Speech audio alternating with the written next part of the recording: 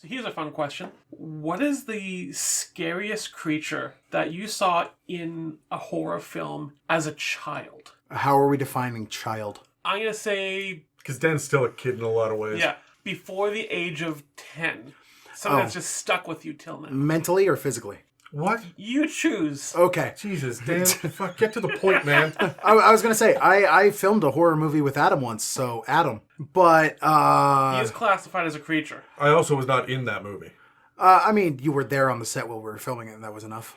I think I was asleep on the set. I was producing that one, and I had been doing set You just for occasionally like 4 woke. days. You just occasionally woke up to go pick glass out of people's beards. That is true. There was a lot of broken glass on Yeah. Oh, God. I spent the day before we filmed scooping out dead barn cats and bleaching that entire set. That's true. It was brutal. the I hell can't even get into it. We got stories. Yeah, there's stories there. Okay. But if I was to answer honestly, I would have to say it's the Sketties from Dark Crystal. Yeah, that's the most horrifying thing you saw before the age of 10? I cannot handle the Dark Crystal movie, even today. I tried watching it with the kids. I cannot handle it. Gives me the heebies. I was born in 1983. Stephen King's It came out on television in 1992. So before the age of 10, Pennywise. Pennywise fucked me up. What form? I never saw the second half of it until I was like 18 or 20. Okay. So like it was just scary ass clown chasing children for like, and the clown kind of like just goes away and is not defeated at the end of it.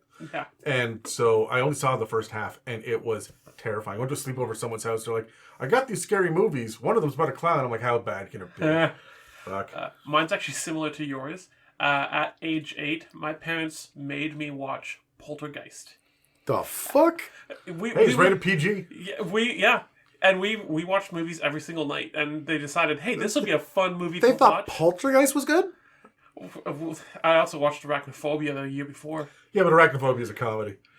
Yeah. It's not, but it was in the comedy section in the video store by my house, and I was like, "That's bullshit." It's because John Goodman was in it, right? Oh, but in Poltergeist, it's not the actual Poltergeist ghost that scared me. Was it the clown doll? It was the clown doll, Yeah. and the reason being, I had almost the exact same one in my bedroom, except it was a different color, and my grandma made it for me.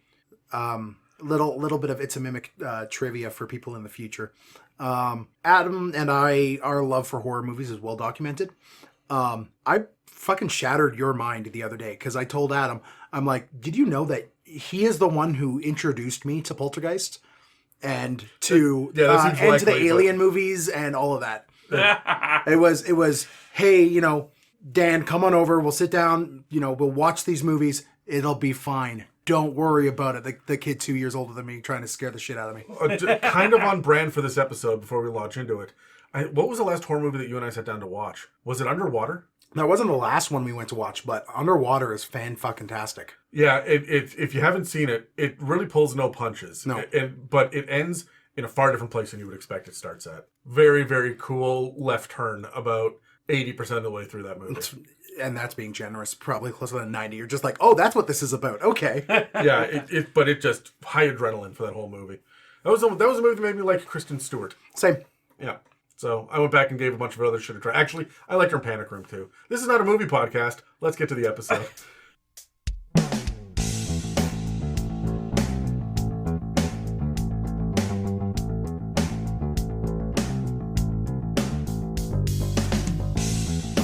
Welcome to the It's a Mimic podcast, where you never know what you're going to get.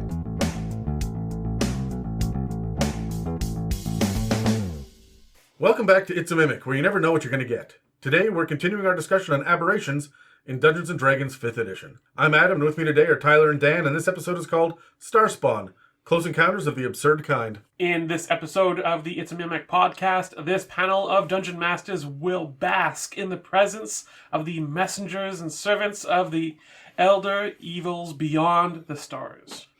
Before we get into it, I want to ask, what's your favorite story that explores cosmic horror in either themes or atmospheres? Should we roll? Yeah, let's roll initiative. A 12. Oh, wait till it's all done. I got knocked into a natural 20. You're welcome. Yeah, Thank you. I got an 8. All right, well, you first, Dan. Talk to yourself, answer your question. Fucking anything by H.P. Lovecraft. Love the stories, hate the dude. Yeah. Yeah. I mean, I brought on Call of Cthulhu in this podcast. That was like my whole baby until Adam's like, I want to give it a try. And then you ran fantastic episodes of that.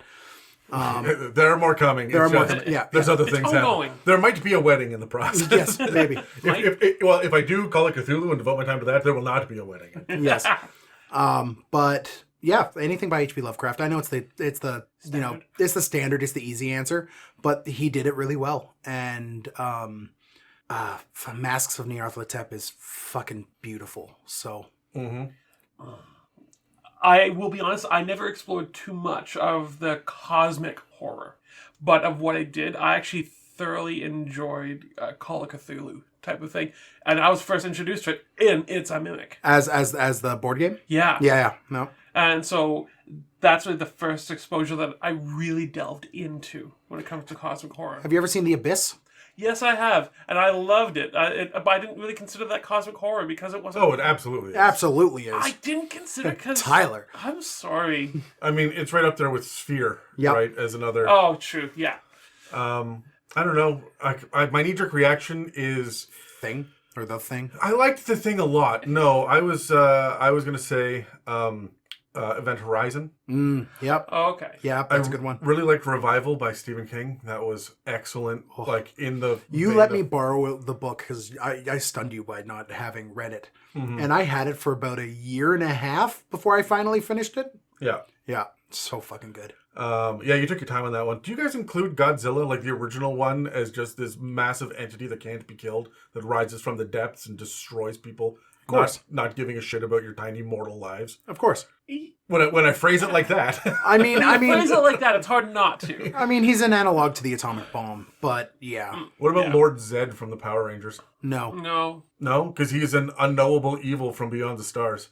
I don't know. He wears a purple mask. It's pretty knowable. It's like he's standing there next to the chick who cackles in the intro, whose name I'm forgetting. Rita! That's right. Rita Repulsa. I got There it. you go. Come on, Dan. That was your jam. That wasn't even my jam. I was too old for Power Rangers. I wasn't allowed to watch Power Rangers.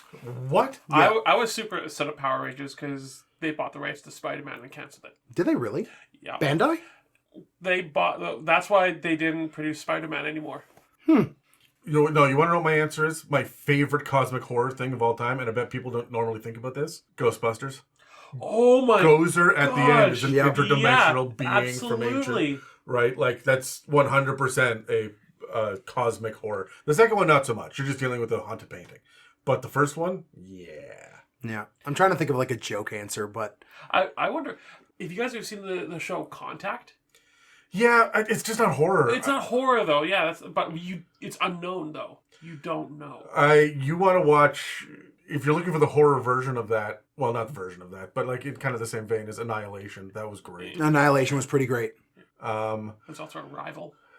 Arrival wasn't horror though. Like, that was so cool. Arrival might be my favorite movie of all time. It checked all of my boxes as far as like linguistics nerd, Oh, yeah. Okay, fine. big heavy emotional impact. Like that movie does not pull punches, and it's like intelligent science fiction. It's hard sci-fi. Checks all the boxes for me. Yeah. Fair. So I don't know. Like, I could just list a bunch. Do you include the Reavers from Firefly and Serenity? No. They peered into the depths of the edge of the universe. Until Serenity gave them an origin story, I would have said yes. That's just it. If we had more info, then yes. But as you said, Serenity just kind of. If the second you start adding like self-mutilation and stuff like that, you could go with any group of, insane cultist movies. Like, Yeah, but that a lot of it is insane cultist movies. Like, Yeah. do you include The Wicker Man? Not the Nicolas Cage one. the bees! not the Nicolas Cage one. But like, do you include the original Wicker Man? Do you include I'm a- Rosemary's Baby? Like, holy shit. I am a massive cryptozoology fan. Like I keep up with my cryptozoology news and shit like that. And Mothman, even to a certain extent, could and the Mothman movies could be there as well if you could sit through Richard Gere. Yeah, it's just... How do you define it? Yeah, well, cosmic horror is supposed to be an unknowable horror from beyond Yeah. comprehension, right? So a lot of stuff we're talking about now is cryptids. And Yeah, it's, they're the it's natural world. cultists and They're not really from beyond. They're just unknowable horrors, but they're from our world. yeah, right, for if the you most part. if you see them, they're horrifying, but they don't snap your mind and enslave you just with a handful of syllables, right? Yeah. So, although I do appreciate every time that we hit cosmic horror that is not full of tentacles. Whenever they do something different, like, what was The Color from Space? Again, Nicolas Cage. He's the worst fucking part of that movie. But The Color of Space was phenomenal. I mean, The Color of Space is supposed to be cosmic horror, though. It is, but there's not a tentacle to be found in that. Fair enough. You guys ever see Creepshow? The Stephen King anthology movie? There's one segment of it. It's a bunch of different like short stories in the middle of it, like an anthology. But there's one starring Stephen King himself where there's a meteor that lands in his backyard, and this moss just starts growing around and starts to grow on him, and it takes him over, and like his entire farm just gets covered by this like extraterrestrial moss that is growing and can't be stopped. It's gonna just cover the whole planet. Like there's just a bunch of weird shit in that as well. Like I'm a big fan of the non-slimy cosmic horror. Yeah. Yeah, it's more the visual of it that scares you, not the, I guess you could say, visual texture. It's like the last quarter of Sunshine. No? Nothing? No. All right. Well, I didn't say anything then. Okay. So Or nothing. Yep. All right. Well, anyway, before we stretch our tenuous sanities any further, let's cut to an info break so we can get to the episode. We've previously covered quite a bit in our discussion on monsters in 5th edition. For all of those episodes and more, you can follow or subscribe at Spotify, Apple Podcasts, YouTube, and dozens of other podcast apps. And if you'd like to support us, you can donate through the website, check out our store, or join our Patreon and get access to other episodes and series. If you'd like to pay for some ad space on It's a Mimic, or just send a shout out to a friend, please reach out to us through our email and website that are listed in the show notes below. This is the second of back-to-back episodes as we play catch-up, so there isn't an announcement of any kind to fill this slot. What I will take the time to say is that we here at It's a Mimic appreciate every interaction we get from you, the listeners. Please don't hesitate to send us an email through the website, ask a mailbag question through our social media, or leave a comment on the videos. This community gets us through the dark days sometimes. You guys are really the best. Let's get back to the episode. Beyond the farthest planes of the known multiverse exists weird, horrifying shit that strains all concept of logic and reality. But that doesn't mean that these bizarre and alien planes of existence are uninhabited. There are many different and terrifying creatures that strain the very ideals of life and order, and most of them follow nigh-eternal beings of immense immortal power, whose lifespans stretch back to the dawn of reality. And these powers do not care about you and your insignificant life. They're called the Elder Evils, and they are unknowable entities that desperately want to access the material plane, but they either won't leave their domain or they can't. Sometimes they're imprisoned, sometimes they're lost, and sometimes the fabric of physics and nature just can't support their multidimensional essences. Regardless, they're limited. And that means that they need to send their armies, servants, messengers, and heralds to do their work for them. These lesser beings are known collectively as Starspawn, and they are all drastically different in form and power. In fact, the forms in which we encounter them are not even their true forms, but rather the physicality that bridges the gap between their true selves and the physical requirements of traveling in our plane and others like it nearby. These Starspawn act as a mishmash host of evil minions, hellbent on fulfilling their master's malevolent desires. So watch out for expected rogue comets, because these comets are often a sign that the Starspawn forces are near. This is what we get from the Monsters of the Multiverse. Starspawn were originally printed in, I want to say Tome of Foes, might have been Volos, but regardless, it's no longer available on shelves. So this is all that we get for it in 5th edition. We're sad. Yeah, I wish there was a lot more, because if I can be honest, outside of one Warlock subclass, we don't get much more about the Elder Evils or any of that shit. Like, this is essentially it.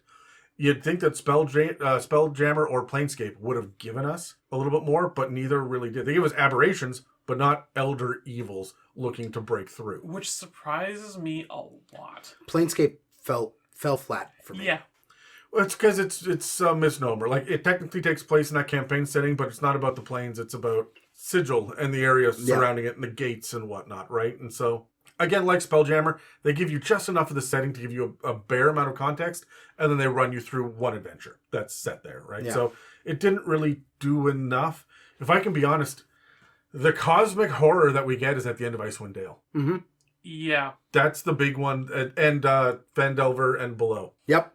Right? Those are the two cosmic horror adventures that we've had so far. So the question is, why would anyone follow one of these nasty elder evils? And we don't have a whole lot of answers for that. But we do know that it's because you get some fancy gifts from these twisted, evil, godlike creatures. And some of them are listed in the Monsters of the Multiverse. And by some of them, I mean 5. And there's no information about the entities themselves, just what the cultists get, which is infuriating. We can glean some information. Yeah, you could kind of get their flavor. I mean, I know one of them very well. Yeah. So. But from a previous edition, there's nothing in 5th ed about. No. I mean, there's also glaring omissions from this. Yeah. list. Oh, there clearly. was, yeah. In my opinion, this should have been, you know, in Volos and Tomofos, we had whole swaths sections at the beginning about like hags or elves versus drow, or this is how the Gith work, right? And there were these like 12-page sections that really broke it all down. We should have had something for elder evils like that. Yeah. Even if it was just in this book, like in this section, they should have given a solid 4 to 8 pages of here's what there is, and you can expound from here, right? So here are the names of the elder gods and the powers you'll get by following them, but there's no information provided about them. So there's Atropos, the world-born dead. That is his name. You get the Gaze of Corruption, which recharges on a 6. And so that means that any creature that you can see within 30 feet has to make a DC 15 con save or take 3d10 necrotic damage and be poisoned for 1 minute. They can repeat the save at the end of their target's subsequent turns. Nice. So it lasts for a turn, you get to try again, right? Do you take the damage every turn? That's what I'm like, what does it mean when it says poisoned? No, the poison condition. No, you take the damage once and you get the poisoned condition. Oh, yeah, okay. Okay. Until this ends, Yeah. right? So the next one is Borum of the Lake of Boiling Mud. That doesn't Yeah. sound that boring. It's Borum with an M. And the feature is Borum's Embrace. They can do this once a day, where they touch you, and then you've got to make a DC 15 dex save or be covered in sticky, steaming mud. I've seen that movie. I It was only about 7 minutes long, but I've seen it. don't want to touch it. It was a full 2 hours, Dan. You just tapped out after 7 minutes. So I was catching the highlights, zoom ahead, zoom ahead, zoom ahead. You just watch it at like full speed, like. Yeah, let's go with that. So if you get covered in this steaming mud, your speed is halved, you can't use reactions, and it takes 3d10, or you take 3d10 fire damage at the beginning of each turn. It lasts a minute or until the target is incapacitated, dies, or is completely submerged in water. So Atropos gives you 3d10 and you're poisoned for a bit. Borum gives you 3d10 around and a bunch of other shit. 3d6. 3d6. Nope, it's 3d10. Did I write it down wrong?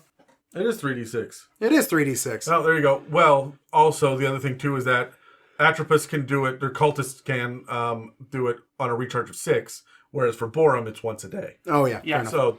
So these are the limiting factors we get. So next is Hask, the voice of Hargot.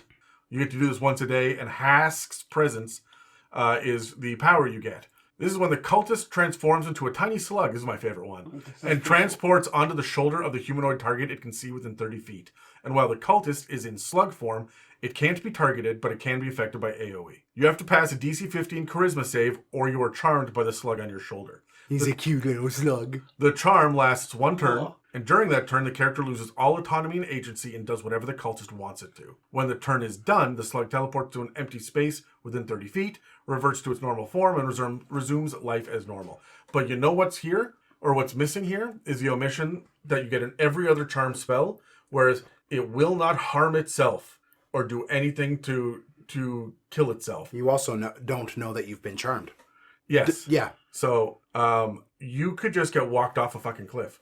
Yeah. This is, I become a slug and you slit your own throat, make death saves. So, there's not really a coup de grace mechanic in 5th edition. Oh, this is close. Yeah. I've got thoughts about this one. I want you guys to pick your one favorite because, I've got questions at the end on this. Yeah, I'll fight you guys if you choose the wrong one. You are so hostile. You went away. You, quote unquote, quit the podcast, then sucked a bunch of dick to get back on it. And now you just fight everyone. Sucked a bunch of dick to get back on is a really, really big, fucking weird way of saying Adam asked me, hey, I've got some spare time. Can you help me out on a couple episodes? And I went, yeah, fucking sure. I want you to us that I control the edits now, so I will control the narrative. Are you part of the cult of Borum? Tell us more about your tiny slug, Dan. This podcast has heard every single detail about my tiny slug. So the next one, the fourth one, is for Tharizdun, the Chained God. I don't like that. You don't like that Tharizdun? No, because it's God? the Chained Oblivion. But continue. All right. Tharizdun's Spark is the power. It recharges on a 6, and as a bonus action, the cultist touches one martial, simple, or natural weapon. The next creature who is hit by an attack must make a DC 15 Wisdom save, and on a failure, the target has disadvantage on all ability checks. They can repeat the save at the end of every minute. So, yeah, that feels real weak. It's not. Ability checks on a minute-by-minute scale? How many ability checks am I doing in combat? 3, 4, maybe? Is not a weapon attack an ability check? Nope. All right. Nope, it isn't. That's why they always say disadvantage on ability checks, saves, Fair enough, and attacks, right? So Tyranthraxus is my favorite name out of all of them, and he's the flamed one. The power is radiant flames. You get it once per day, and the cultist is surrounded by multicolored flames that grant it special powers for up to a minute. The cultists get telepathy for that minute, and also can use a bonus action to teleport anywhere they please within 30 feet, as long as the flames are still lit. As long as the cultist is not incapacitated or dead, the flames persist for the entire minute. They can also dismiss them if they want, but I don't know why they would. Especially because none of this requires concentration. No. Additionally, anyone within 5 feet of the cultist has to make a DC 15 dex save or take 3d10 radiant damage. Radiant damage? Yep. From the bright light of knowledge. And you take half as much on a success. Cool. Yep. So there we go. That's what we get. That's all. That is all of the information about 5 elder evil, nigh omnipotent elder gods. Oh, we got so much to work with. It's fucking brutal. So anyway, let's grab dice because I have some questions. I'm gonna go yellow. Like your belly? No, like Haster. Haster was not on the list. I know he's not. He should be. 11, Dan. You're first. I mean, I want to go with Tharizdun, but he does kind of have the weakest ability. Tharizdun's my boy. I fucking love Tharizdun. Why? I have played with Tharizdun for a very long time. I love his story of being a god who rose up against the other gods, so they banished him into the astral sea, specifically into a place beyond where mortals could possibly find him. Mm-hmm. There's a bunch of other lore. He is Brad knows this, but if any of my players are listening to the podcast, stop right now. He is like the big bad of my campaign world. And there's a bunch of shit going on with him and his cult in my world. So like I've got cultists who have this ability. I've had other abilities to them that involve paralyzing and making sure people are pulled down. Like you could summon spectral chains, Mm-hmm. and they've fought like Kind of like the Arms of Hadar? yeah. They have fought one of the higher acolytes of Tharizdun literally once in the campaign, and they're level 9 now. I'm starting to sprinkle them in more and more.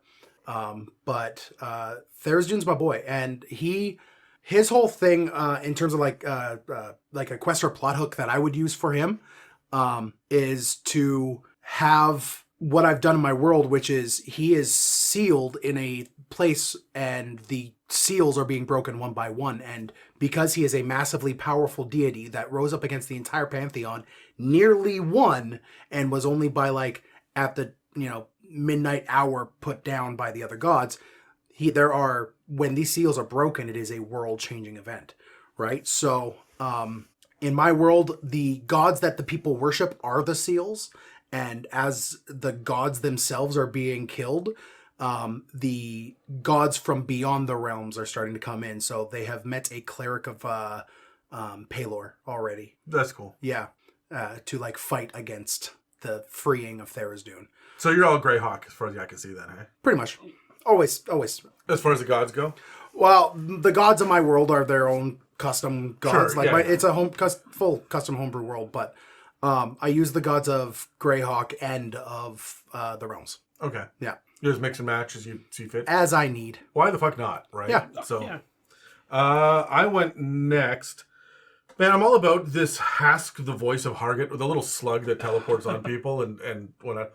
Because this is what I want. These are armies. They are messengers. These are the voice of the god. The thing that I like about this is I want the messengers, this army, to come in not one at a time, but as a host of, let's say, 300 people.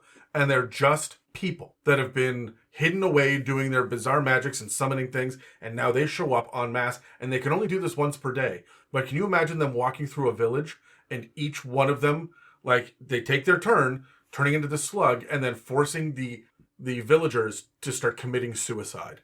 And so you just watch all of a sudden these people just bamf out of existence, and at a distance you won't see this slug.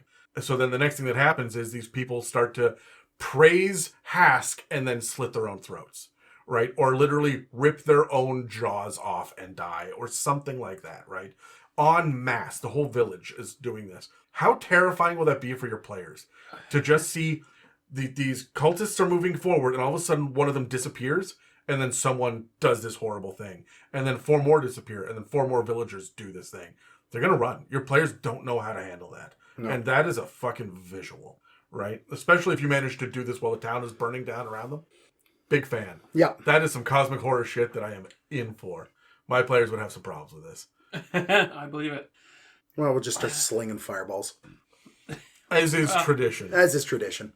I think one would happen after the other. Rarely. But I didn't ask how big the room was. But my favorite thing is if you use 4 of these guys, right, all at once with the one player that you're able to, you're pretty sure is not going to make the charisma save. You go hit the barbarian with this, for example. That's 4 turns in a row where they're going to do maximum damage to the person beside them. Yep.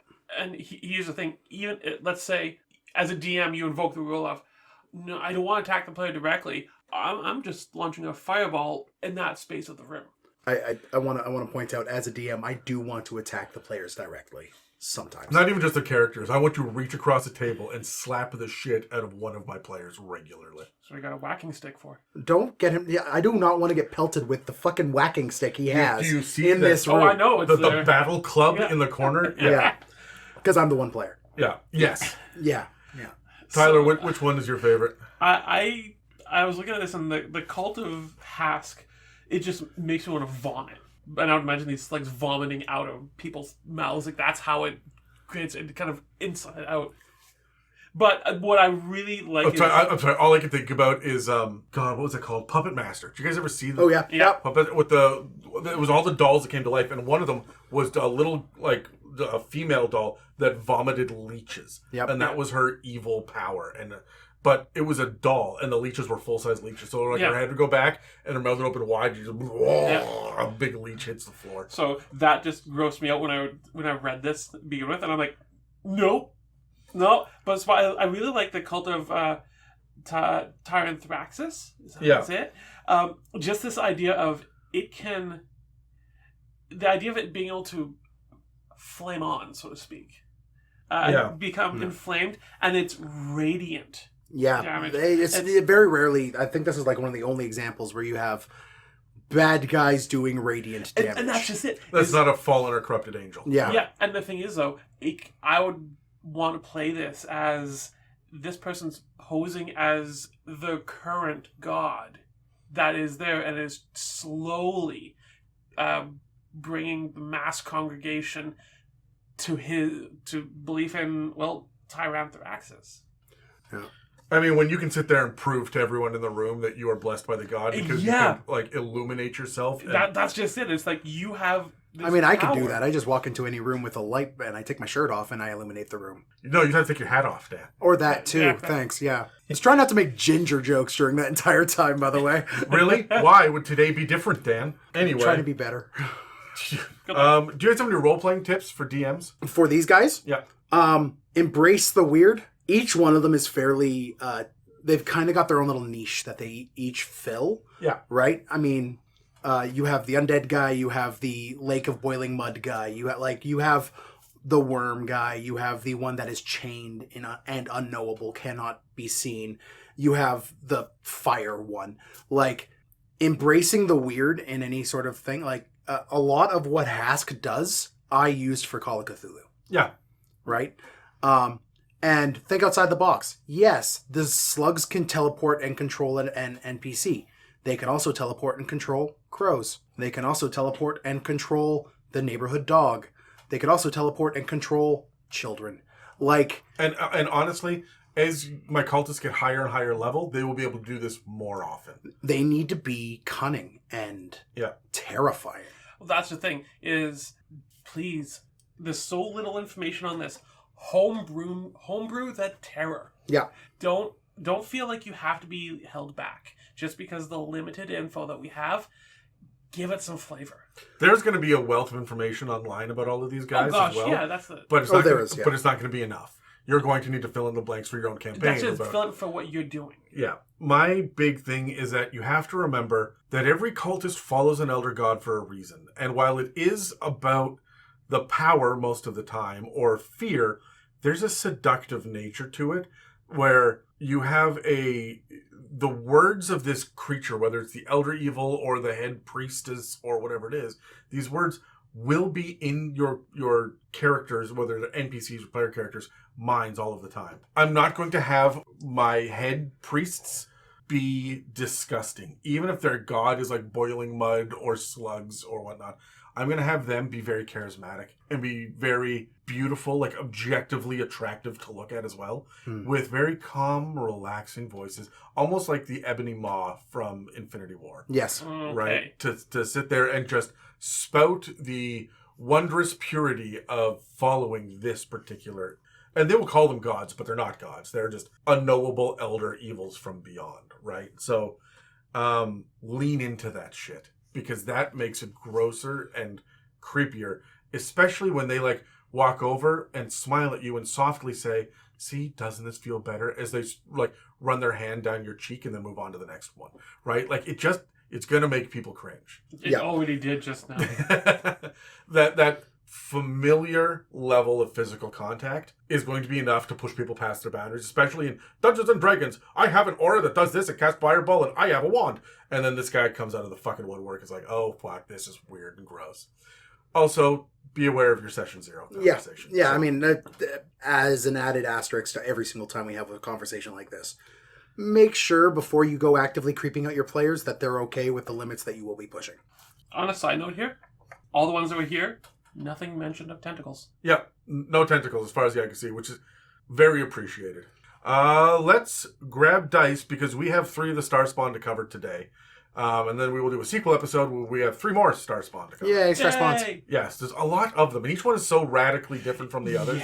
Yeah. Which is cool when you think about the fact that these are multi-dimensional beings and you're seeing like one aspect of it. Did you guys ever, like, are you familiar with Flat World? I know of it. Yes. Okay.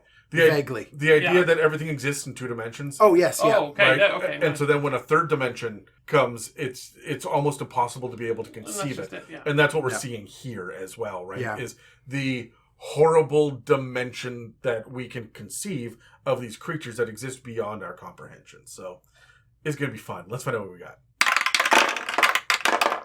I will go last. Tyler, we got to roll off with our 15s. All right. Dan's 6 was underwhelming. Okay. All right, Tyler, you're first. Which one do you have for us? So the one that I have here is the Star Spawn Hulk. Hulk smash. You know, when I first read this, I was thinking, oh, great, this is a Marvel Hulk that's put into D&D. Nope. This guy is big. He's large, but he is not the Marvel Hulk in D&D. One way to think of him is actually to think of all the Star Spawn, I think he's the largest. He's the biggest of them. He's not the smartest, but he is the largest of all the Star Spawn that there are. Yep. Usually kind of the guardian, so to speak. Now, I tried to find real life things that, like, what does this compare to? But there was one thing that did pop into my head when I was thinking about it out of... Is it a bowl of Jell-O full of bones? No, not quite. I am an anime geek. Yeah. And it's not to do with Jell-O full of bowls. Okay.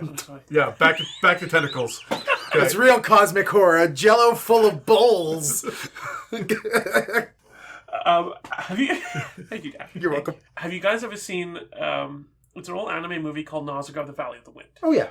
No, No, not at all. I know you Absolutely haven't, not. But there's these one they're called the God. I know what you're talking about. Yeah. Yeah, the God Warriors. Yep. And these things were massive, and they were terrifying. And especially the teeth on them, how they kind of were circular, and you had several rows of them sticking out at different aspects. And that's kind of what I envision when I think of this guy. If you look at the image that's in the book here, it's like an exoskeleton surrounded by jello. Adam, thank you. Yeah. Yes. But it's also this idea of having these pale eyes that do not blink and multiple rows of teeth. This thing, if you'd have it in your campaign, it would be scary. This is horror. But if I'm looking at just the stats itself on these guys. Just real quick. Yeah. If you really want to get a good visual of them as well, there's the X-Men Glob Herman. Oh. Yeah. Who is just like a skeleton with like big pink goop. Yeah, That's what this is. Yeah. I do like you can see the internal organs. Like there's definitely intestines and That's stuff the thing. involved there. It's not just a skeleton. Like, It's it's just like translucent skin, but yeah, and flesh. I guess translucent muscle. But if we're looking at the actual stats of these guys, they are tough. They have an armor class of 16. That's just their natural armor. But they get 13 d10 plus 65 hit points. What CR are they? They are CR 10. Yeah, okay, so that tracks. Yeah. Exactly. It tracks for what it is. But That's above average that is... for that level. That's How what I would was you know? thinking. I'm sorry, continue. Fuck off. That's his answer, cuz fuck off. Yeah. But they have ridiculously high strength constitution, like 20 and up. Mhm. Is the the lowest thing they have is intelligence at 7. So they're somewhat intelligent. They're not just... They're just intelligent enough to be easily fooled. Yeah, exactly. Now, the thing is, as I said, these guys are not the thinkers. They usually are following another star spawn. These are the guardians. These are the ones that... These are the grunt work. Yeah, they're smarter than a hill giant, but not as smart as your average, like, orc, right? Yeah. So No, they're- exactly, yeah. So they're built mostly for hit and smash. There's Hulk for you right there. yeah. But the thing is, though, what's interesting is they have so much damage resistance, which is common for this CR level, I find.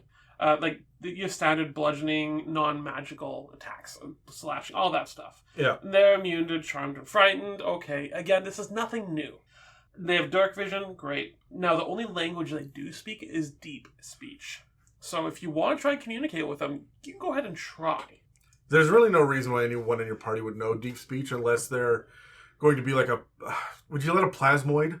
Like, are you going to Spelljammer for that shit? Or You know, I would let Yeah. a plasmoid if that might be it. But if you cast the spell that lets you speak like tongues. tongues, yeah. it is Yeah, tongues. but like maybe you're... I would let you take it if you were a warlock, like a great old one warlock. Yeah. Right? So this is where it starts to get a bit fun. So one ability that I think is really cool with these guys is the thing that's called the psychic mirror.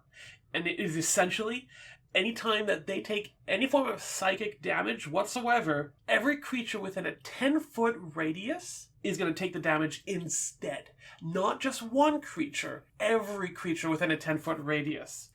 I like this because they're going to be in the fight, right? Yeah, they are. They're also going to be surrounded by other star spawn, which are also, as a rule, immune to psychic damage. Yeah. So, like, everyone's going to feel this, except for the people you want to Do you actually chain hurt. that? If you have like 3 Hulks beside each other? That's what I was thinking. Like, does it just bounce? No, it goes once. Why? It goes Well, once. why? That's the question. I've actually seen, when I was researching, I saw forums on That this gets exact question. that gets fucky real quick. I know. How much? It's whatever damage they would take. It's bounce. Yeah. Well, you don't tend to do lots of psychic damage. Most psychic damage you do is gonna max out like 2d8. So rolling 68 psychic damage, most of the shit that's gonna be thrown at them will be lower. And by the time that you're dealing with Starspawn by level 10, you will have figured out psychic's not gonna work. No. Yeah. So it's unlikely that this is gonna pop up. Unless you've got a Starspawn casting psychic spells That's on what them. okay, hold on. We're getting ahead thing. Oh, I'm sorry, Tyler. All right. On their actions, they have just a slam attack, and they can do 2 slam attacks. Now, here's the fun thing about it, though. If they pop off both slam attacks on one person. Yeah, I'm looking at both of you. I can't any single time anyone says the phrase they get to slam or whatever, I get the song from fucking Space Jam? Space Jam. Yeah. Like, come on and slam and welcome to like I just and then I go down a rabbit hole, so sorry. Oh, are those? Don't use the word rabbit hole when we're talking about Space Jam. I took a wrong turn at Albuquerque, eh? Yeah. Kinda. Are those creatures cosmic horror? Stop. Looney Tunes 110% yes. Oh, absolutely. They're Yeah, okay. terrifying. Perfect. The things that as they long as we can all do agree with reality? this. Yeah. Jesus. Know what? There's my joke answer to the cold open or whatever it was. The Monstars from Space Jam. Oh, the Monstars aren't the terrifying thing. It's Bugs Bunny that's the terrifying thing. No, it's all of them that can do these ridiculous things. Well, I mean, not all of them. Elmer Fudd can't do ridiculous things. Although I don't know. He could get shot in the face with a shotgun. And you just be black. Yeah, but no, my problem is is when it happens to Daffy and like the front half of his face just starts doing cycles, like rotations around his head. That is some cosmic horror And then he shit. grabs his bill and stops it. Yeah. Does the Tony Shalhoub? Do you have any idea how much that stings? Yeah, Men in Black's not a bad answer either. Yeah. The galaxy is on Orion's belt. We're going to get very distracted. This way to get Yes. distracted All right. here. So as I say, with these two slam attacks, are you finished, Dan? No, but Okay. continue. If they can get both of them off on a single creature, Hot. then I was trying to hold it in. I know, that's why I said that. they get a third slam attack. No, that comes later. Finish your fucking stat block, man. Yeah, we need to get to the Yeah, part where I can okay, harass yeah. Dan some more. Yeah. If they can do both of these at one person, the target takes an additional amount of damage if you can get both of them off. Wow. Yeah. So each one is 2d8 plus 5. If they can get hit by both of them, then he's going to take an additional 2d8. So the potential is taking 6d8 of damage here. Plus 10. Plus 10, yeah. And not only that, but you'd also have to successfully get past a Constitution saving throw of DC 17, or you are going to be stunned for a minute. Thank God. Finally, a monster that can do So this. stunned until the end of its next turn. Yeah, Still, yeah. No, great. It's stunning fist, just Exactly. Made Stunning of- Strike. Stunning Fist is slightly different. just made of jello. No, the Stunning Fist is that DVD that you hid under your bed when you were 12. What were you saying, Tyler? So the last... When I was 12, there weren't DVDs. It was a VHS. VHS. All right, it was one step above fucking. Yeah, but Betadine. wasn't it called it was DVDA. That's what it was. Anyways, continue. At least it wasn't a laser disc. You said disc? With an S? All right. Please rescue me. No. Please rescue Dan. Yes. The last thing, let me just finish the dang stat block, is they have a... So Is this the first episode the three of us have recorded together? I think it is. I don't know. I think it is, I mean, not if you don't- Because this is that's this is really not fair to Tyler that the two of us are sitting across the table and he's got to endure this shit. Terry's got like miles thick skin dealing with us two fucking lads. Terry, Megan, and Dave are the only ones that I think can truly... Actually, Brad will dish it out pretty well. Yeah. But fuck. I wouldn't do this to Kyle either if I could help it. No, you're doing great. I'm trying to hold it in. Be Don't. the sane one here. We don't need the Jason Bateman. Like, Got it. Yeah. Okay, fine. Last thing is called Reaping Arms, and this is a 5 to 6 recharge. Essentially, he can make slam attacks against every person with a 10-foot reach. Cool. Within 10 feet of him. Each creature then must also succeed DC 17 Dex save or be knocked prone. This is pretty insane. Yeah. This was something that... I had a fighter that did this in 3.5 that had a spiked chain. And the spiked chain was a 15-foot long weapon. And I had taken a feat that I could knock people prone. Yeah. And with a whirlwind attack, I could hit everyone in a 15-foot radius, knocking them all prone. I think they had to make a fort save. No, it was a... It was a reflex save. No, I don't think it was a save. It was a... It might have been a reflex save. Yeah. But I remember walking into swaths of enemies and just spinning this over my head, but at like ground level, and just knocking everybody prone. Like the far end of it was at ground level, catching everyone in the ankles. Yeah. And it was such good battlefield control. That's what this makes me think of, right? That reach and the prone. Yeah. So, Alrighty, let's grab dice and roll initiative. You're done now, right? We managed to make it through this one? Let's just say yes. Okay. Grab a die. Oh. Well, Tyler ended up with a nat 20. Dan and I are rolling off with our 2-2. How did I get it out of the box? I got a nat 20. I got an 18. But mine is after Tyler. So, Tyler, you're first. Any role-playing tips that you have about one of these guys? Again, they're not going to be your big bad evil guys. They're not going to be the thinker here. They're CR10 henchmen. Yeah. Exactly, which is a pretty hectic high henchman, especially if you got a few of these. What we want to be thinking here is this idea of play them as the henchmen. But I also would say encourage your players to interact with it if they can, because try and stump them. Because henchmen are not just the plain, either kill it or do nothing with it. You can have a lot of fun with henchmen, and this is no different. It is a massive large aberration, yes. Freaking terrifying, yes.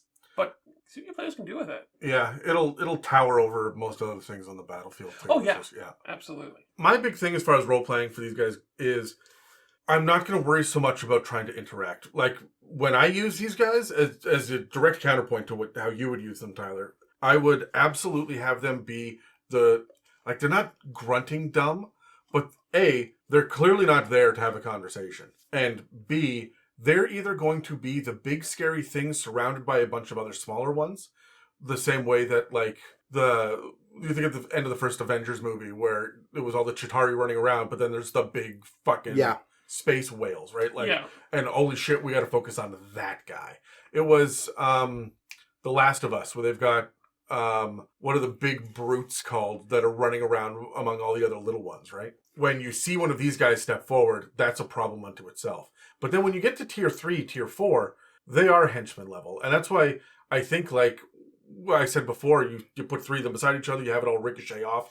At 2d8-ish psychic damage a piece, that's 66 or 68 psychic damage and around stuff like that's but doesn't that just become a perpetual motion machine? Because it bounces off the one, hits the other, and then it bounces off that one, hits the other, and then bounces off that one, hits the other, and then bounces off that one, hits the other. I would love it just bounces back and forth. I would love to have send players on a quest to someone wants to find that out to go capture one of these guys. Yeah. No, I would have it just pop off once. Yeah. Like, it doesn't have to be as stupid as, every single player can, or every character can hand an object to another character for free. So in the span of one round, like faster than the speed of light, you could have 10,000 villagers lined up and get an object from one side of the map to the other. Yeah. Right? Like, technically speaking, we could do this, but I won't do that. Right? No. There's no point in breaking the game that way. So when it comes to role-playing, I want these guys to be kind of the dumb brute surrounded by smaller, crazy minions, or to be at level... I can't put 3 of them at CR10. I can't put 3 of them against a player. No. Until they're level 18 or 19, right? Well, it depends on how many players or NPCs they have in the party. True. Yeah, so these guys are going to flesh out a bunch, pardon the pun, a bunch of my action economy boxes that I've got to check off when it comes to actually running a probably end battle. Like, this will be a set piece encounter with these guys, so I don't think we're talking much. I think it's going to be them barking commands at the lesser ones, but only a handful of syllables at a time and in deep speech. Like, and it won't be, you over there, flank them and get medical aid to it. It'll be like, kill the big one, right? Like, it'll be that kind of shit. Simple. Yeah. So I have a question for you guys, for my answer to this.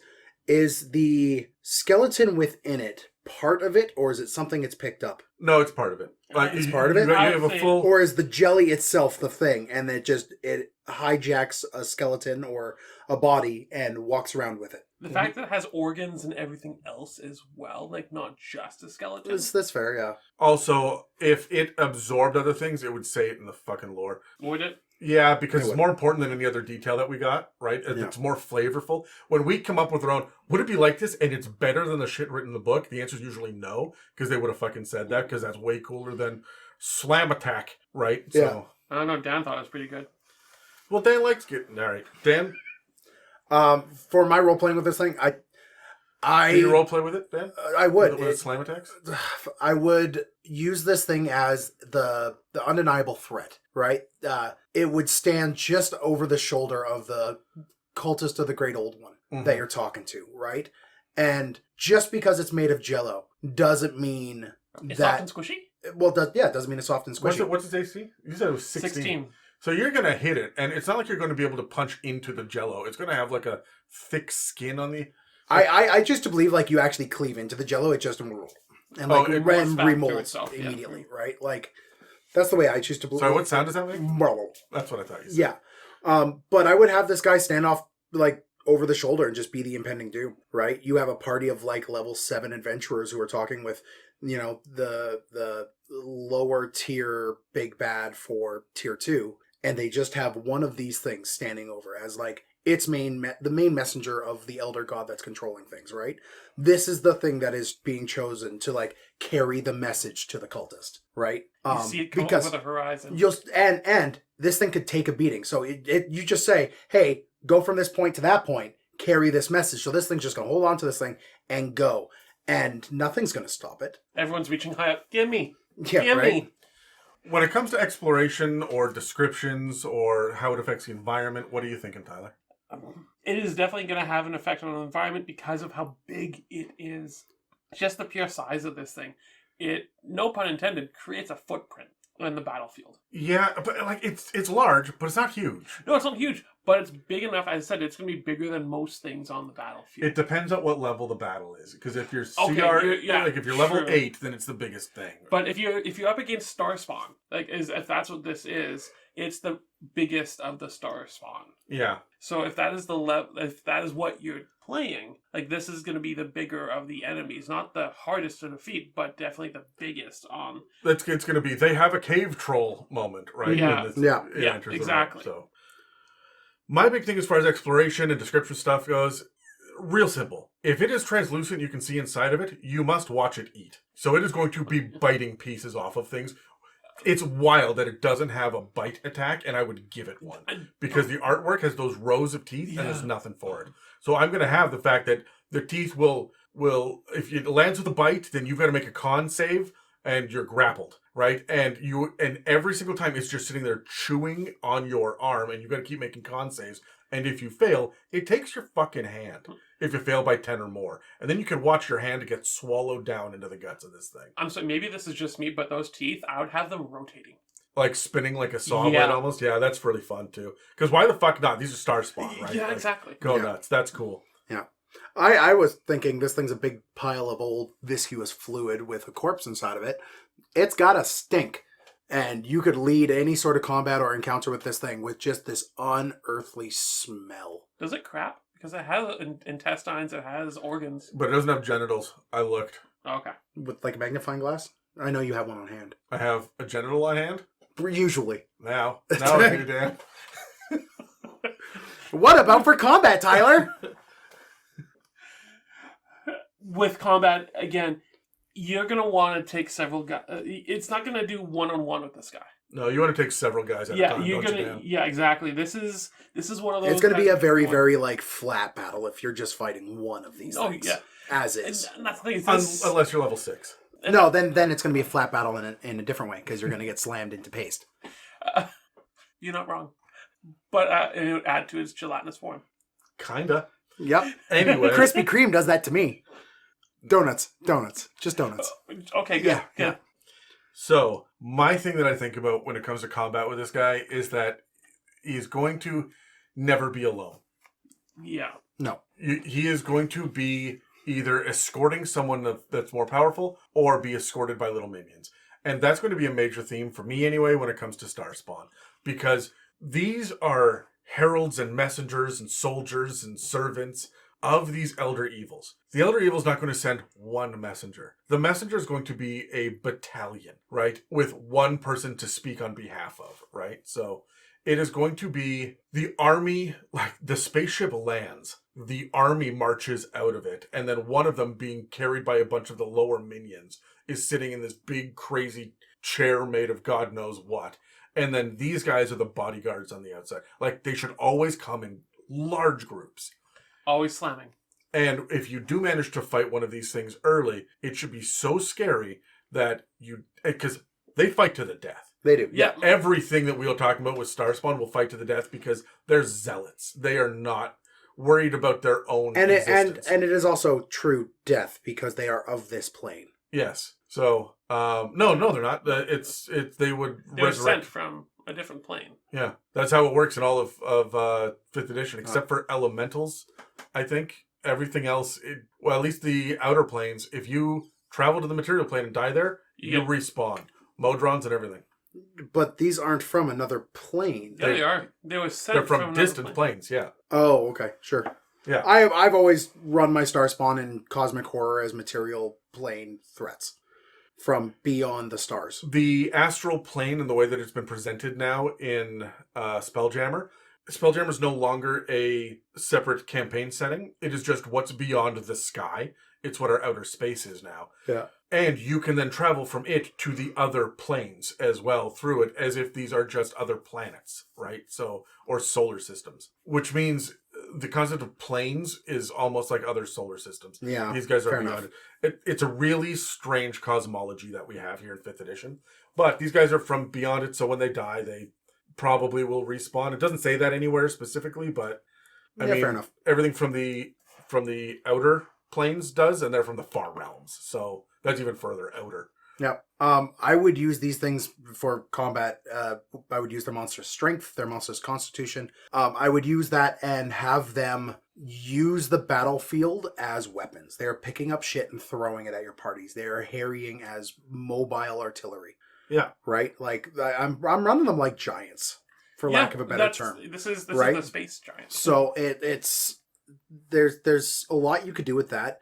I have always found running a big brute who is just a big brute, and you stand and swing with a big brute.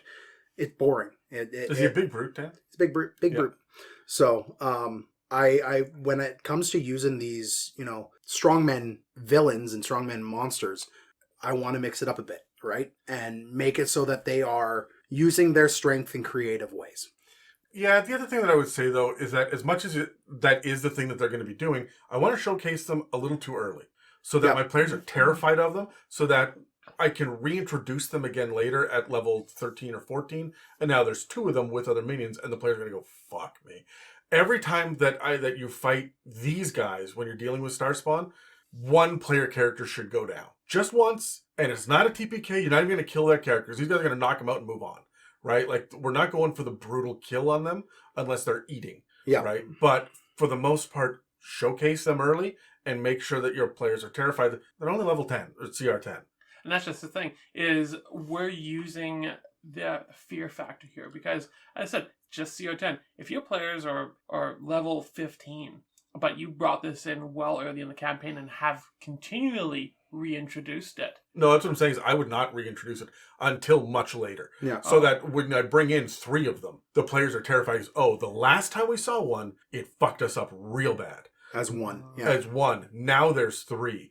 And so then when I introduce 6 of them at level 20 and they drop a meteor swarm on them, wipe them out, that is a feel-good fucking moment for my players, right? Fair. So also, can we just say, if you're doing Starspawn, you're going up to level 20, right? Yeah. This is not a level 12 campaign. No. All right.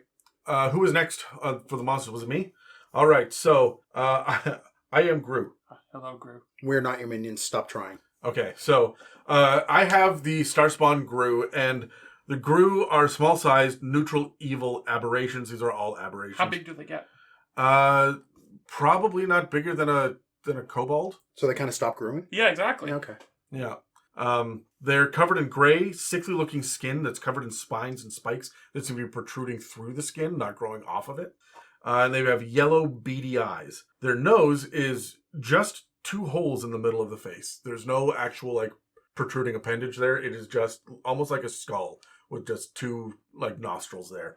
The lips have clearly been torn off so that it looks like they're always smiling a rictus grin. And it says they're lipless, but when you look at the art, those are jagged, missing lips. They're probably jagged, missing lips from the long, dangerous fangs. Think like werewolf teeth, not vampire teeth when I say fangs, because they're just rows, like a row of sharp teeth on both upper and lower.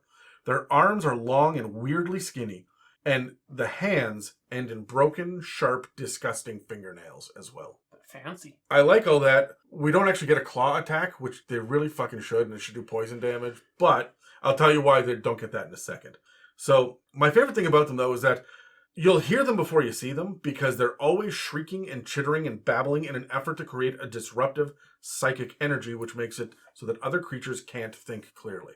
When these creatures try to think, they experience disorientation, hallucinatory manifestations, flashing colors, and waves of dread. Cool. So I this gives me the vision of like Joker from DC. No, you got to ramp that shit way up past that. We're talking Joker from like dark metal Batman, like the Batman who laughs, or the Joker the Batman who laughs. Yeah, like the really evil, terrifying. But I think like visual, I get that idea of like the smile and the.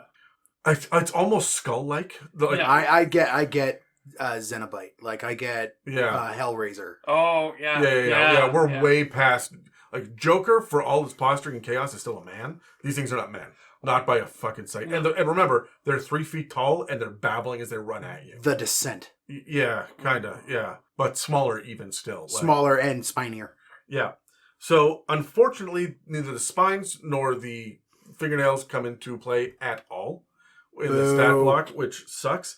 However, here's what we do know. And the reason that they don't come into play is because they're CR 1/4. Oh, okay. So you're fighting like 27 of these things at once. These are swarm minions that you're going to fight a few times, even at level 2, right? You're going to be fighting 6 of them at once, right? So their AC is 11, and they have fewer than 20 hit points, and their speed is only 30 feet. If you want to make them scarier, you up any one of those stats, and they become a real problem. So their dex gets a +1 modifier, strength and charisma are a -2 modifier, everything else is in between. They're immune to psychic damage because Starspawn, and they have dark vision, and they speak deep speech because Starspawn.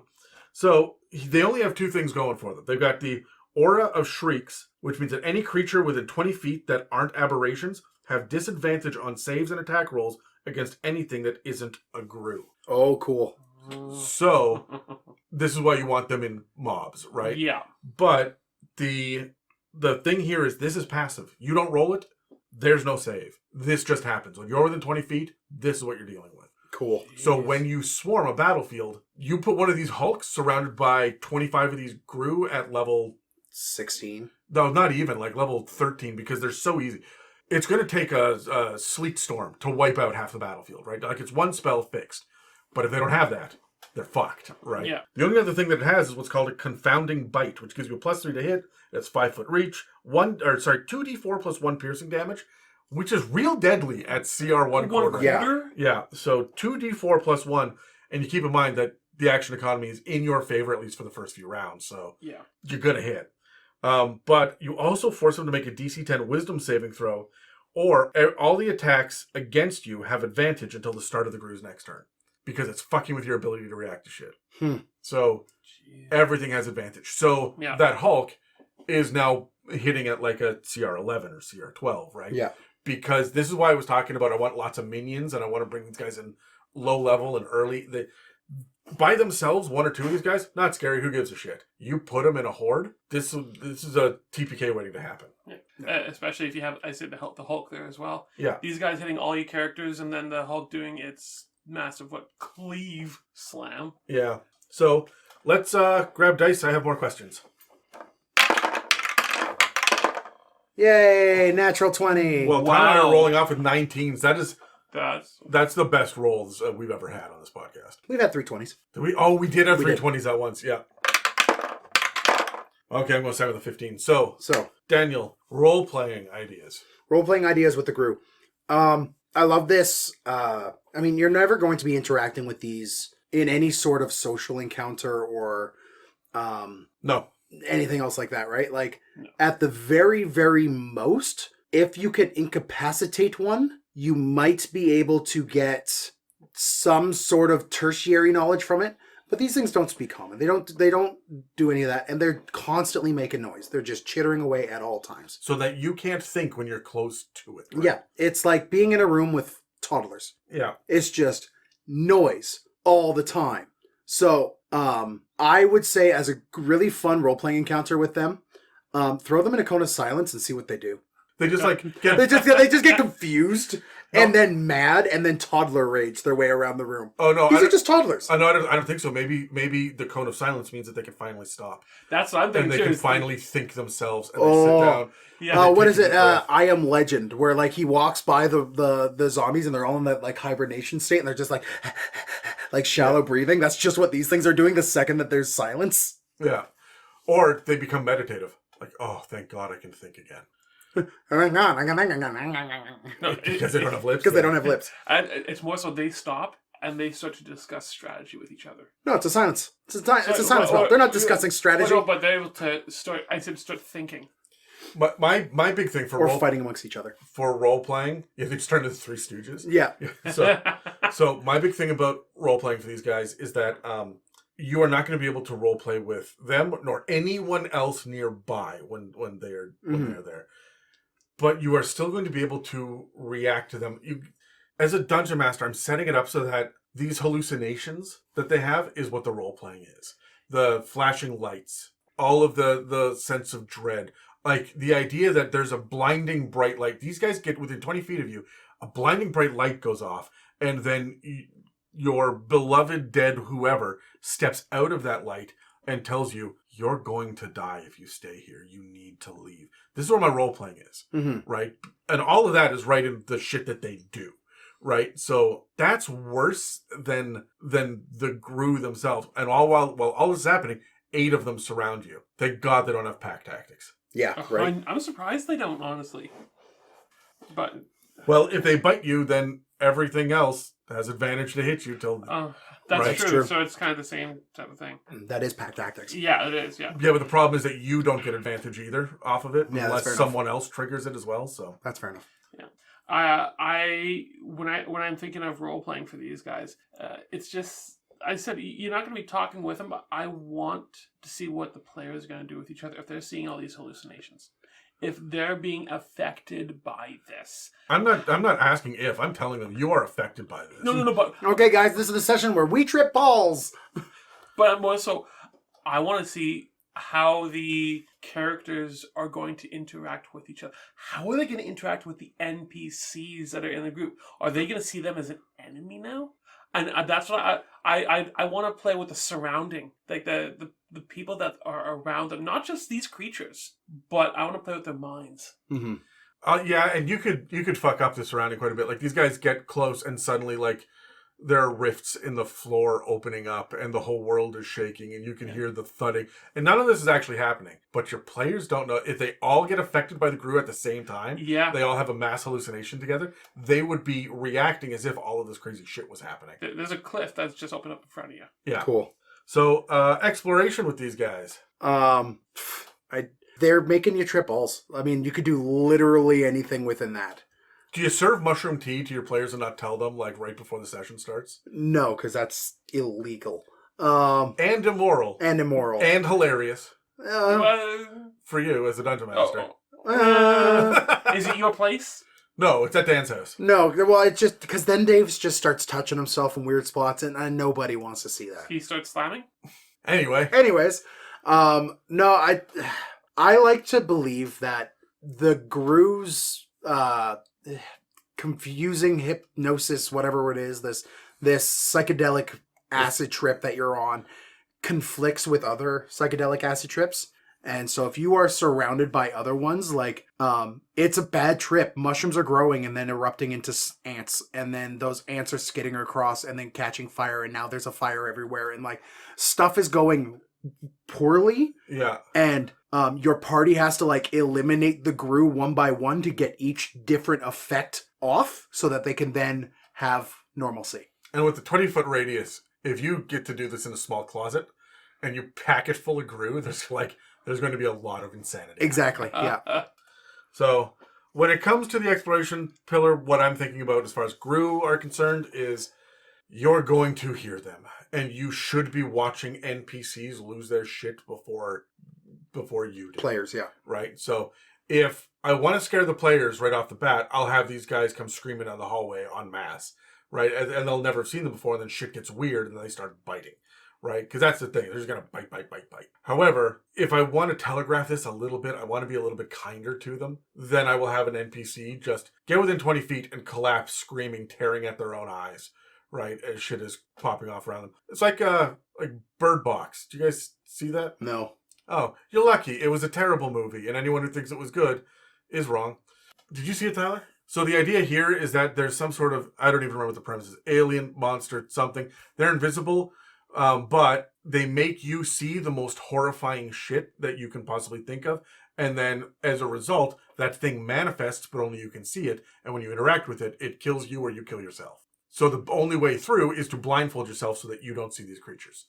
So that's the whole premise of it. Really cool. Interesting premise, yeah. It would have been cool if we'd actually seen what those horrifying shit was, instead of just extras flailing at nothing in the street. And it was You a lot of that. never see a hallucination. That's fucking stupid. Yeah, that's why it was bullshit. Well, Was it filmed during COVID?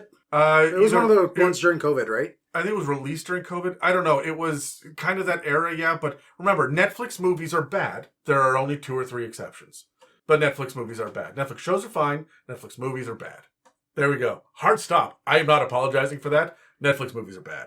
So when it comes to this, actually, you know what? These guys, they've got all this telepathic, psychic shit going on with everything. I would give them immunity to, like, telepathy, and you can't cast message to talk to them. Like, oh, okay, I'm going to plug my ears. I'm going to cast something that makes me deaf. Oh, I'm immune to this now. Great. Now I will use message. Doesn't work. These guys are, because they're immune to psychic damage, and they're all at, like, psychic chicanery for everything else. No message. If you reach out to them, you will then get the effects of the hallucination back on them, right? Well, here's the thing. Even if you cast a message, they can send something back to you. Exactly. And so you're going to hear that. Yeah, exactly. So I would want to delve in a little deeper when it comes to these hallucinations. Because we're talking about auditory and sight. I want to play with the other senses. I would want to play that smell. Taste. Everyone just starts smelling chocolate brownies at the same time. kinda. Except putrid. Yeah. But, or just the idea of even, they can feel like something's crawling on their skin. It's this whole idea of they're hallucinating. It's not just going to be auditory. As this thing gets close to you, ants burst out of your butthole. Slugs pour out of your mouth. Yeah, right. Yeah. I think there's a lot to be said for that. First of all, bugs for some people are those of all of the common hallucinations that people actually suffer when they have schizophrenia or whatever, right? Or like breaks of some sort, yeah. Yeah, what bugs is a constant horrifying theme for people. Or arachnids. Yeah, but no, anything that is bugs and swarmy or Yeah. are arachnids? Spiders are bugs, right? I think technically not. But No. Bugs, insects and bugs, it's not the same thing.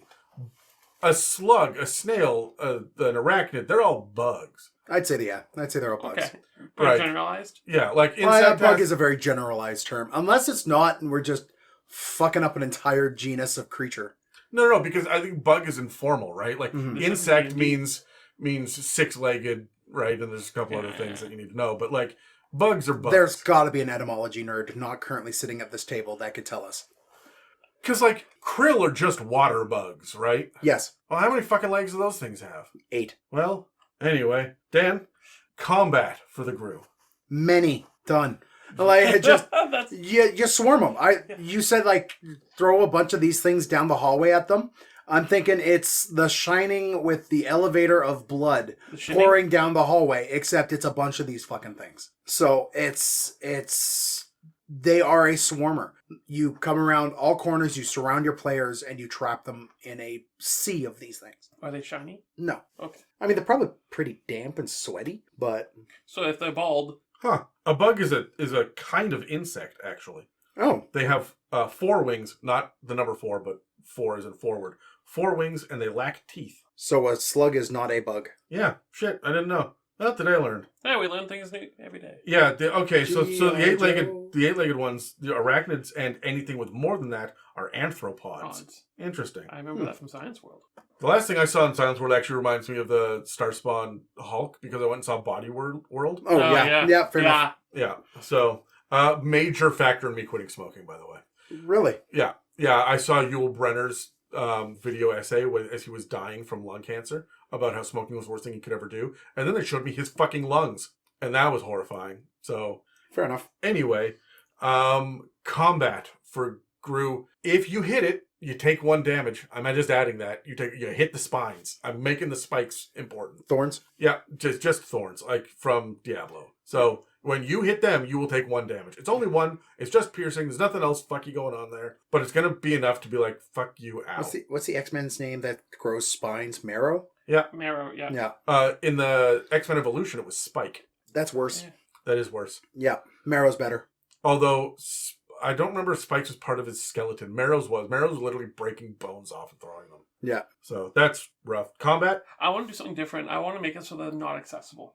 I want to make it so that they're near the characters, but the characters can't get at them to stop the shrieking. Put them in cages like 10 feet up so they're just screaming. It- And your players have to walk down this path of just these things like slavering inside of the... And that's just it. I want it so that they're experiencing the effect, but cannot stop it. All right, and here's the mechanic for it. Here's my mechanic. You just have to get through this room. But these things are in cages held up above, right? And maybe force fields even, so like you cannot fuck with them, right? But here's the mechanic. On your turn, you roll a d6 to see how many 5 feet you go, and you roll a d8 for which direction do you head.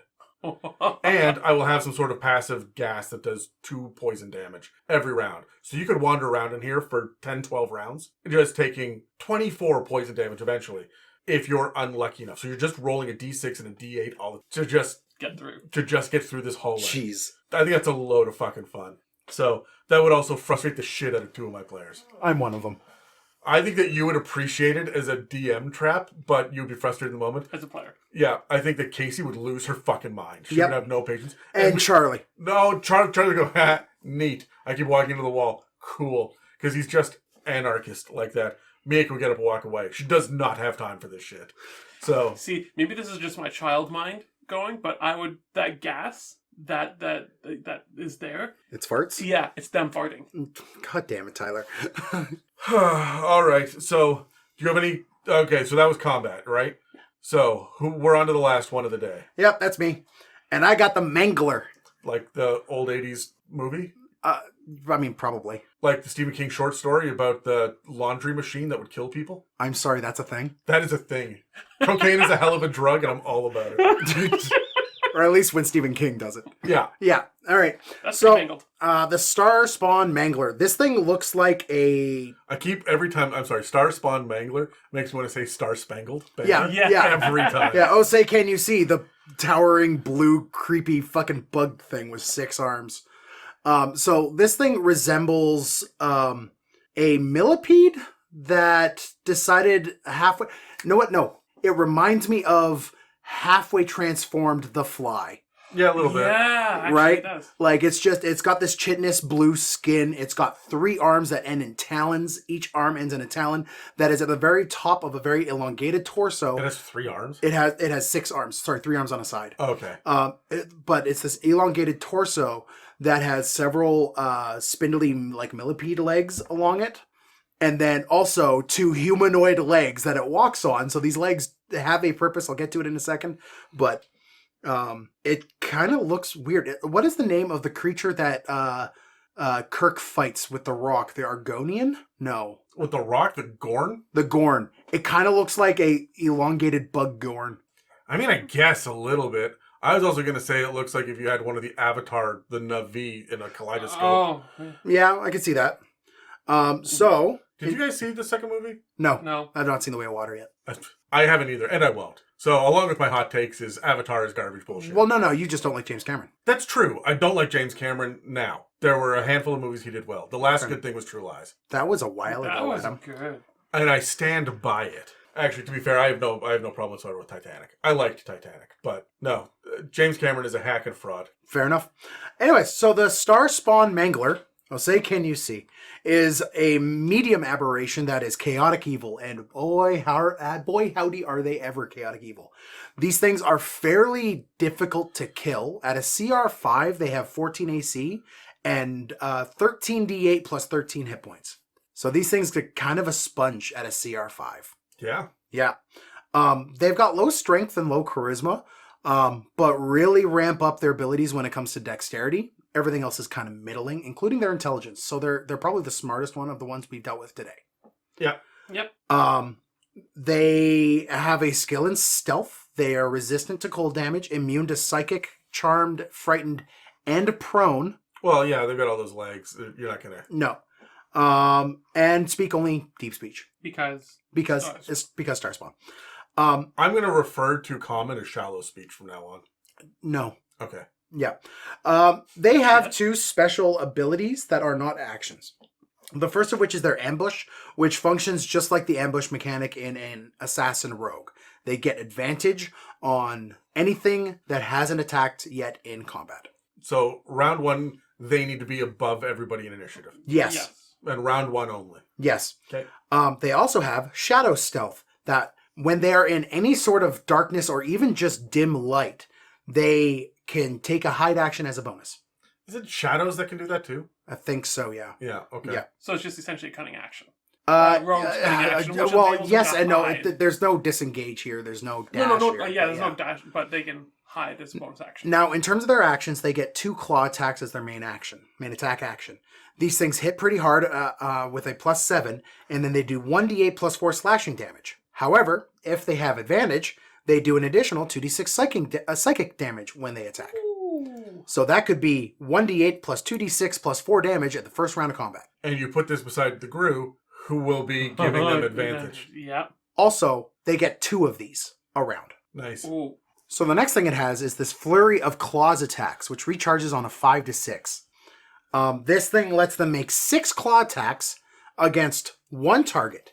Either before or after these attacks, it can move up to its speed as a bonus action without provoking attacks of opportunity. Jeez. What's the CR on this thing? 5. That's fucking insane. That's like the Marilith. The Marilith is fucking insane. Yeah. Just from the 6 claw attacks. Now, keep in against mind, one target. and it gets this probably at the start of combat every time. Yep. And if it goes first, it has advantage on all those claw attacks.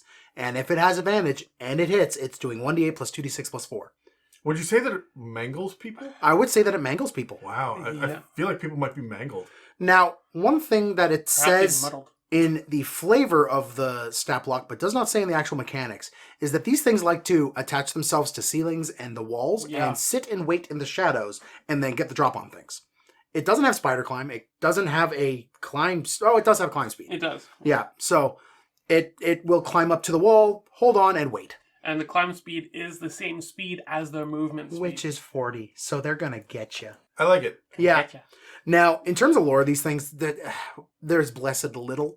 There is no real-world equivalent. However, I did find a close enough analog in Cthulhu, in Call of Cthulhu, that you could kind of Okay. port over.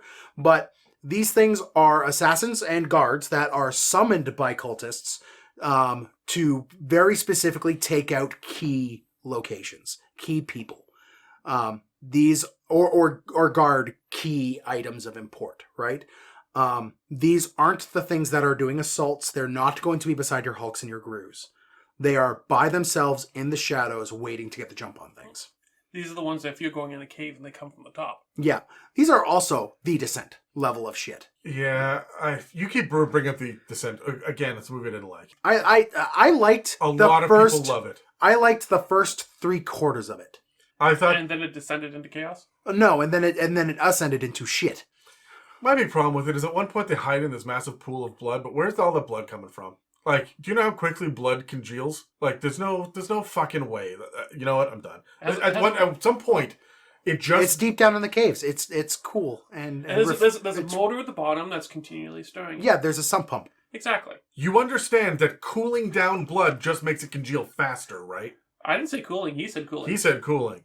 Yeah, and look, at some point, it just... Does it? Yes. Because they store blood in fridges and coolers. Yeah, in airtight areas. That was not an airtight area, Dave. No, fair enough. So It just means the top layer is it's like that skin. it's on like a Jell-O. skin. Yeah. Oh. But It's like that scene in Unbreakable where the guy falls in and has like the pool tarp. It's just congealed blood. But that movie just became fucking Looney Tunes about 3/4 of the way through. And Yes, it did. So Which is, as we mentioned before, cosmic horror already. Yeah. yeah, So, the analog that I found on these guys for Call of Cthulhu, also known as an anal OG. nope, they're not. You're wrong. Are dimensional shamblers. So, dimensional shamblers Yeah. in Call of Cthulhu are these hunched over many armed creatures. They're furry in Call of Cthulhu. They don't have to be. But they kind of pop into the world through these rifts and tear things apart and often leave these grotesque, gruesome, like macabre murder scenes and then leave with no sign. And that's what these things are doing. They're not eating you. They're not consuming your flesh. They do not have a bite attack. They're spreading your entrails around the room as a message for the next people through. Exactly. Yeah. All right, so let's roll dice. 16. 13. 3. All right, so for role-playing with these guys, I do think that they speak. But again, it's deep speech only. There's no psychic or telepathy abilities here. So they're going to speak to you in a weird language that is disconcerting. It is dread personified, and it is going to tear at your ability to really understand that it's a language at all. It might just sound like a dread whispering or sound of Flesh tearing. yeah, or something slithering over rocks, right? Over wet rocks. Like it could be any of these things or all of them at once. But this thing is going to know that you can't understand it and it makes you uncomfortable. So it's going to whisper to you as it takes you apart in the darkness. And it doesn't matter what you say. You will never be able to offer it anything. It's there for the carnage. Yeah. Right? The only communication it is interested in is your scream. And that's it. Yeah. And I really appreciate that in a monster. Like, we don't get enough of just scary, sadistic ambushers. Yeah. It actually makes me think of the episode of Buffy in season 7, where there was that creature that would paralyze you Oh, yeah. Yeah. and then make you invisible. No one else could see you. And then it would start Oh gosh, yeah. slowly stripping the flesh off and eating you a little bit. Yep. No one knew you were there. That's the vibe I'm getting off of these. Very much, I would agree. Without the eating, but yes. Sure, yeah. You can always put that in. It probably eats just because that's horrifying. Would you like to watch... It says in deep speech, even though you don't understand, would you like to watch me consume your flesh? And then it just does. Anytime I have a party member or a player who's playing a Warlock of the, like a Great Old One, any Starspawn knows that this person is connected to the Great Old Ones, to the Elder Evils, in some way, shape, or form, and they become the target of the sinister, like, masochism, right? Yeah. Or sadism. So, like, it's like they're do you want to see me eat your friends? Yeah. You ever wondered what their face looks like under the skin? I want you to know I'm going to pop out your eyeballs, but I won't disconnect them because I will lift them up so you can turn them around and watch your own face as I gnaw on it. Yes. It's that kind of horrid shit. Yeah. Yeah. So session 0 is important. So, You could say A little that. bit. You could Yeah. Just a wee bit. and make sure to ask the right questions. So when it comes to role-playing, though, we're talking, this thing's in it for the torture, Yes. right? So, It's in it for the sadistic pleasure of it. yeah. I would say more. I like the idea that you don't see them. No. That they are communicating to you this sadistic torture. You don't see them. I like this idea that it's you're in a cave, and you can't. No, man. No, I wouldn't say these guys are in a cave. These guys are in the woods. See, you're going Slender Man with it. Tyler's going traditional cave. Like I was thinking cave originally, but I'm thinking they're up in the corner of the child's bedroom. Yep, that too. Oh yeah. I also really like the idea of them always having an escape. They're smart enough to do it, right? Yep. Yeah. So they'll always have a path out. So if you end up shining your hooded lantern at them and you can get the spotlight on them, they're going to hiss at you and just centipede crawl the fuck out, right? Like, they'll be back later. They'll get you. You won't see them coming. Yeah. I would make that sound very audible too. Yeah, like you're making a little clicking noises.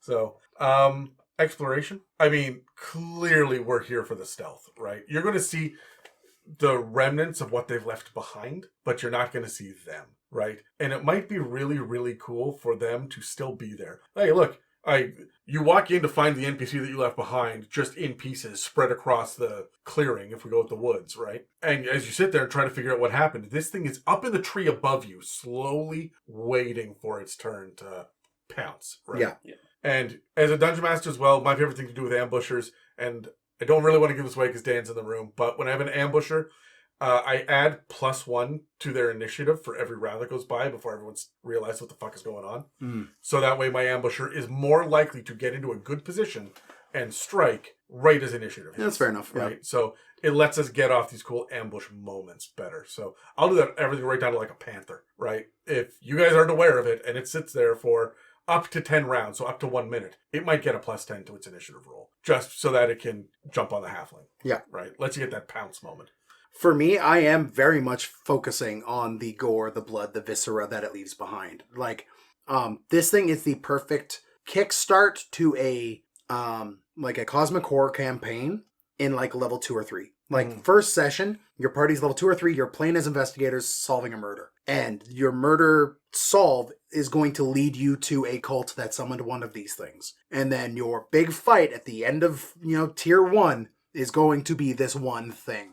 I'm not sure I'm going to drag it out for 12 sessions, but I'll definitely give you a cool set piece with it. Even at level 2 or level 3, like, you finally see this thing and it's like, fuck it, here we go. I'm going to mangle. Yeah. It's in my name, right? And so you see it happening, you know it, and everybody's on the other side of the cast iron fence, right? And so they're shooting through the bars as it is just tearing its way through a swath of NPCs, right? So you'll still kill it. You were never really in danger, but how many NPCs died because you couldn't deal with this quickly enough? Yeah. And at level 3, you don't have area of effect, you don't have anything powerful enough. You have level 1 spells and level 2 spells and cantrips, right? Yeah.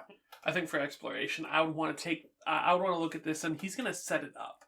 He's going to actually set up the scene. It's not just going to be random gore and blood all around. No, I'm going to have he's specifically put it in certain spots. Like it's ritualistic, like the skull always goes in the northwest yeah, corner. that's exactly it. And because he is intelligent enough to know if he puts something in one spot, it's going to be ritualistic, but it's also going to be that's where he wants his prey to go. It's not a matter of that's where he mangled the corpse. No, he's mangling the corpse there, so the next one comes to that exact same spot. This gives me Predator vibes. Yeah. Yeah. Same. Very much, yeah. Yeah, I like that. Combat tactics. I mean, they get the jump on you. Like, Clearly. I really like the idea of higher levels, tier 2, tier 3, running several of these things, right? That they've been sent after your party. They've been sent after your party. So, like, this is the attack around the campfire fight with these guys. And No, it's the end of the long travel. You get back to your guild house, and there are 3 of them inside the main hall waiting for you. Oh, yeah. Yep, I like that.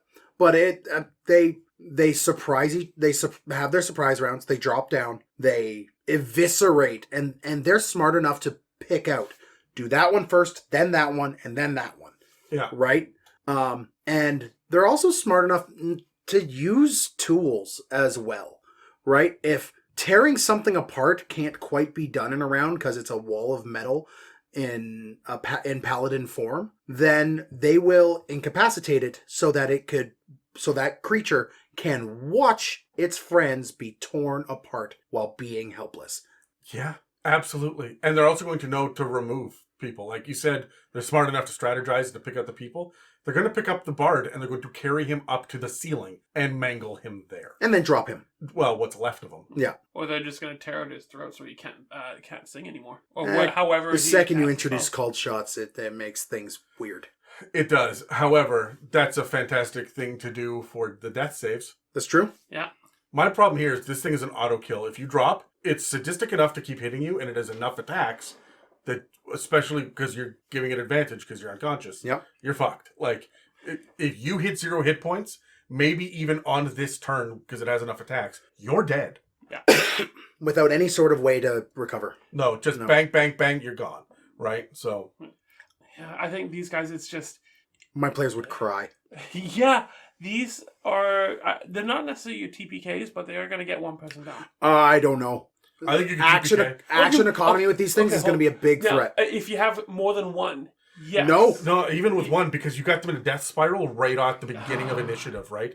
The moment you knock one person down, the good guys are just one, like that's one fewer attack, and the Mangler and you have a 30% chance to do it again the next round. That's true. Now, one thing I would say though is we mentioned at the beginning of this saying that that star spawn don't leave. They go and they go and they go. This one, I don't think would. It would attack, and if it sees it's at a disadvantage, it will leave and then come back later to finish the job. Yeah, I think I think this one will retreat to finish the mission. Compared to the other ones, I think that this one. Compared to the other ones, I'll give that to you. But this thing is summoned. It says specifically it is summoned as an assassin. Well, yeah, but it could. So be... if it's got to kill one member of your party, it's going to jump in, kill that one member of the party, and then fuck off. Yeah. Right? It's going to complete its mission before it goes. But if it can't complete the mission, if it's got to kill the paladin's taking 2 damage and still has 68 hit points, and the Mangler's down to half, it's going to bail the fuck out and come back again later. Yeah, I'll give it to you. Its wisdom's a little bit higher than its int, Yeah, but it's like gonna go, 12 and 11. It's like not going to be days. It's going to be hours. maybe in hours. Yeah. They've taken a short rest. Are you really? How does Starspawn regenerate hit points over time like anything else? No, they smear the goo from the goose sack that each one of them has under their left ear. Like, why are we making this any less weird than we can make True, it? Like, yeah. They literally just break their left pinky finger because that releases the antibodies into their system like a fucking glow stick, right? Like, do whatever the fuck you want, but make it goddamn weird, Cool, right? yeah. So, it's almost time to end the episode, but before we do, let's jump into our last info break. If you've been inspired by the conversation in this episode, please feel free to reach out and share your creativity and ideas with us and the rest of the community. You can reach us on Facebook and Instagram, or on our subreddit r/itsAmimic. Also, if you're feeling particularly generous, please follow and subscribe and leave us positive reviews, likes and comments. Engagement like that help us pop up on search engines and keep this show running. Okay, guys, any last thoughts or anything on the Starspawn? I mean, I want to point out, and I know you schedule, Adam, you schedule these episodes to have very specific people on them. You're damn right, yeah. Uh-oh. Yeah. And I know you brought me on to this because it's Starspawn and I love my fucking cosmic horror shit. Yeah. I love the fact that D&D has creatures now that I could use to run cosmic horror shit in D&D. Yeah. Because Call of Cthulhu, although a fun system to dabble with, is not something I am interested in running a full campaign in. Because it is a slog. I have many thoughts about that, and if I'm going to be perfectly honest, I'm going to release my thoughts on the campaign that I tried to run on the Patreon. Okay. Because, fuck, was that a slog. That was rough. Yeah. But you could do it in 5th edition now with these things, right? And you could be weird, and they are weird for weird's sake, and they are malicious, and they are conniving, and they are brutal. And you can use all of that weird illithid shit from Phandelver and Below. Oh, yeah. And port that right into what these guys can do to people. Like, Oh, that's true. it's not going to take much to... You want to know my final thought? Okay, so I want us each... Let's go... let's roll initiative on this. We each... All right, so I got a nat 20. So I'm going first, and then Tyler. Me. No, then you? Yeah. All right, so... King in Yellow, man. We each had one monster. What happens to them? How do they die in a unique way? Because their death shouldn't just be they stop moving. That's normal. For me, I think that when the Grue dies, the noise coming out of them still lasts for 2 or 3 minutes. They're not breathing. That is just noise manifested from their throats. It's quiet. It doesn't have the same effect, but it's disconcerting. It's going to make your skin crawl. And it's going to be like one long screaming wheeze for the next 5-10 minutes. However, you're not going to be able to get a short rest in this room. Also, all of the spines and spikes go limp. Even though they were made of hard material before, it's whatever was in them, whatever life force, just goes limp. Who hurt you? Like, I just want them to be uncomfortable to perceive. Fuck yeah. Obviously. Yeah. You've made that clear. Fucking No, but all Starspawn should be uncomfortable to perceive. they really should. Yeah. For the Mangler, if your party is lucky enough to kill it before it takes out one of your party members, this thing dies like a pill bug, like a pill bug. Yeah. I was actually like it curls up and Yeah. like the little legs just twitch. I was thinking also along the lines of I've been playing a lot of Helldivers too. It dies like bugs from Starship Troopers. Like it erupts in fluid and chitinous material just goes everywhere. This thing leaves as much of a gore show when it dies as when it killed. Yeah, cool. I like that. I think for the Hulk, a fun thing would be that rather than, oh, it's made of jelly, it's going to explode. No, I want this thing to implode. I want you to be able to hear the bones cracking, everything as it kind of implodes upon itself. It just becomes a little like gem. It turns out that it's not jelly at all inside. It's actually just full of like rank air. Yeah. And so you poke it and it deflates like a balloon around the organs. I think it just melts like the guys in the Nazis in Raiders of the Lost Ark. I mean, it could do that too. But I like the idea of being able to hear the bones snapping and you can hear the squelching of the organs from the inside. You love that idea, huh? I do. Yeah. Until it's like the size of like a tennis ball. Yeah. I'm worried that I chose to sit in the corner of this room between you two. Yep. Cool. I'm uncomfortable. I chose the right people for this episode. Yes. That's all for this part of our conversation on Starspawn and D&D 5th edition. Please take a second to engage with a like, follow, comment, and review to help push our engagement. And don't forget to subscribe to find future inspirations for your campaigns. If you'd like to support us, we have a store with some merch and a donate button on our website, itsamimic.com, as well as a Patreon. This episode and others can also be found on Spotify, Apple Podcasts, YouTube, and most other podcast apps. Thanks for listening to It's a Mimic, where you never know what you're gonna get. This has been an It's a Mimic production. Please check the show notes for this episode to see links, time codes, and credits, and don't forget to reach out and share your own inspirations.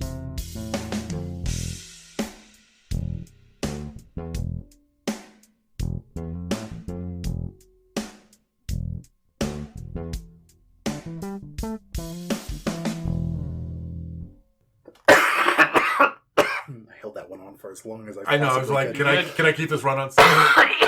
There we go. I'm just gonna do a hypercut of all the coffee. Fucking just call this one God damn it, Dan. Yeah. Nothing ever changes. Do we test? We are testing. Testing, 1, 2. Testing microphones. He's testing, I'm just talking. Testes. 1, 2. No, you're not doing one. it right. It's barnacle, icicle, testing, 1, 2, 3, testing. I approve.